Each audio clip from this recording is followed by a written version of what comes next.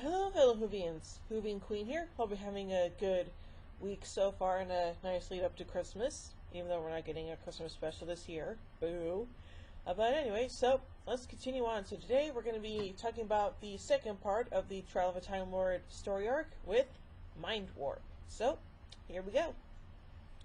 As with the other serials from Season 23, Mindwarp is framed by the trial of the Sixth Doctor, prosecuted by the Valeyard, accusing him of meddling in other species' affairs in a way unbecoming of a Time Lord.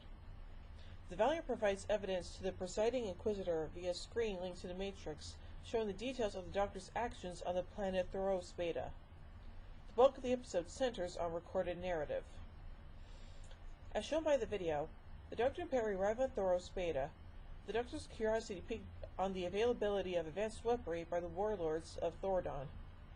As they explore a cave system, the Doctor discovers Syl, an arms dealer for the mentors that are supplying the weapons.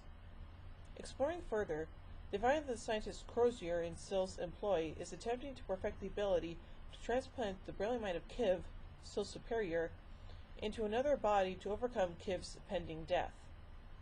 When discovered, the two make their escape with the warlord king Ukranos, one of Crozier's test subjects. The Dr. Perry and Urkanos and his men plan an attack on Syl, but the Doctor betrays by abandoning them at the last minute and warns the mentors, causing Perry and Urkanos to flee in different directions. What? Perry happens across one of the mentor's servant women, and with her help, disguises herself to get close to the Doctor.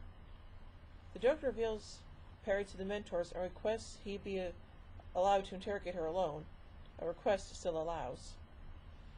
Away from the others, the Doctor tells Perry his betrayal was all a ploy to learn more of Syl's plan, and has discovered that they will transplant Kiv's mind into his body if he does not cooperate. Bom bom bom. Crozier interrupts the interrogation, believing he can extract more information from Perry, but then Urkanos arrives, ready to kill the Doctor. Perry stops Urkanos, and together they escape, regrouping with Urkanos' men. As Kiv's body is dying, Crozier is forced to transplant his brain with the Doctor's help into the body of one of the mentor's servants, keeping the mind alive, but affected by the simple thoughts of the former consciousness. Urkanos, Perry, and his men launch another attack, this time on a weapon stash, but are stunned and captured. Oh no! Syl and Crozier decide to use Perry as a more suitable body for Kiv's brain, despite the Doctor's objections. As the operation is being prepared, the Doctor sneaks away and frees Urkanos, urging him on for Perry's safety. Aww. Perry is strapped down and gagged as the operation is prepared, and Crozier gives the order for her head to be shaven.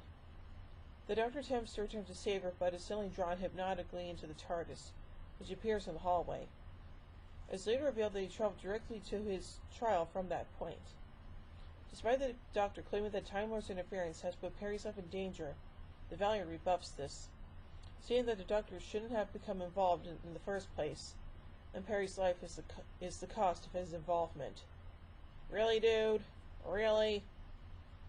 Events on Thoros Beta continue after the Doctor's removal, and it is shown that Urkanos was placed in a time bubble by the Time Lords to hold his arrival back at the lab until after Kiv's mind was successfully transplanted into Perry.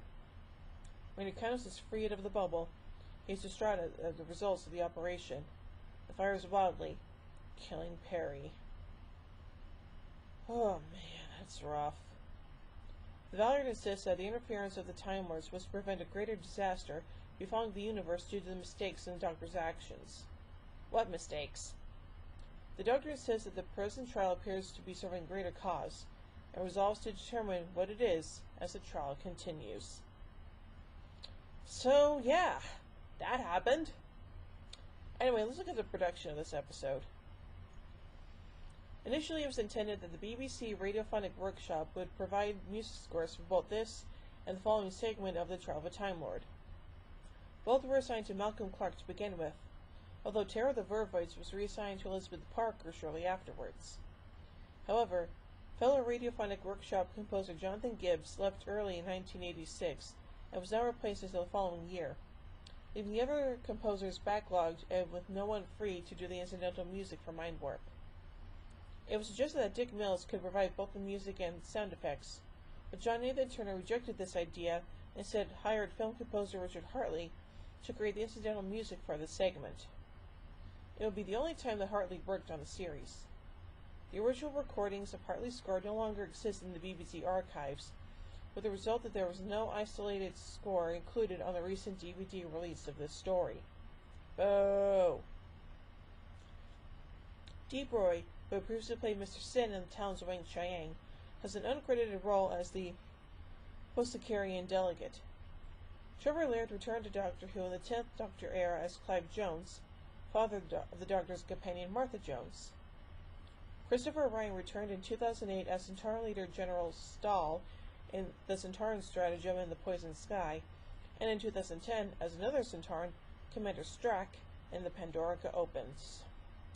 So, yeah, this one is kind of interesting, and yeah, I know the whole debate about Perry's fate later on and stuff like that, and blah, blah, blah, blah, blah. But, yeah, until that point, this story was kind of interesting. So, with that said, I give Mindwarp 4 sonic screwdrivers out of 5. Well, join me next time as the trot continues with Terror of the Vervoids. So, until then, this is Subian Queen saying, "Oh my giddy aunt!" when I say run, run! Of the polarity of the neutron flow. Would you like a jelly baby? Fantastic! Allons-y! Geronimo! Bow ties are cool, fences are cool, and Stetsons are cool.